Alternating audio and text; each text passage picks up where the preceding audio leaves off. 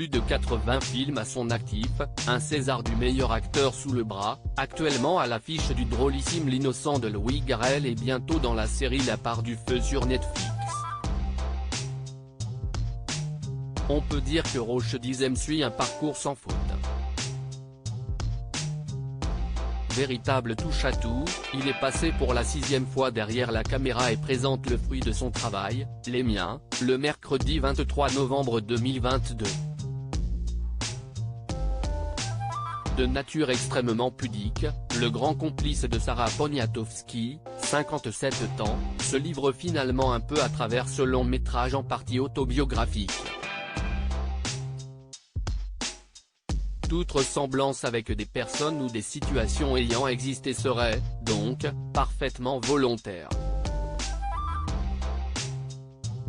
Il ne prenait jamais le temps de demander comment on allait. Les Miens retrace l'histoire de Riyad, un présentateur télé éloigné de ses 3 frères et de sa sœur quand l'un d'entre eux est victime d'un grave traumatisme crânien.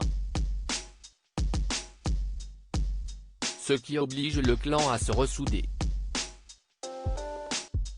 Voilà qui parle à Roche Dizem, et surtout à son frère Mustapha, qui a lui-même retrouvé son aîné après 20 ans d'absence quand il a été victime d'un accident terrible. Roche Di était déconnecté de la réalité et des autres. Il venait aux repas familiaux, mais ne prenait jamais le temps de demander comment on allait, raconte Mustapha au journal Le Parisien. Quand j'ai eu mon accident, il m'a accompagné chez le médecin, on s'est remis à jouer de la guitare ensemble, à rigoler comme avant. Aujourd'hui, Roche Di revient à l'essentiel.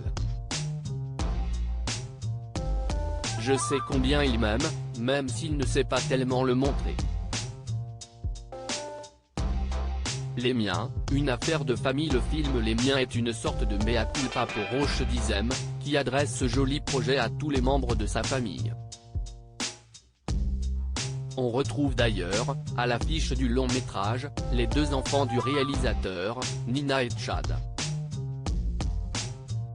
S'il a toujours été en marge de la famille, s'y est-il aussi parce qu'il a grandi de manière un peu différente. Il a effectivement passé 5 ans dans un pavillon situé près de Bruxelles pendant que sa famille habitait dans un HLM à Gennevilliers, sous les conseils du Secours catholique. Pour soulager la fatigue de ses parents, ils ont eu, en tout, 5 enfants. Ma famille a vécu cette séparation comme un traumatisme, assure-t-il. Mais je garde de ces années un très bon souvenir.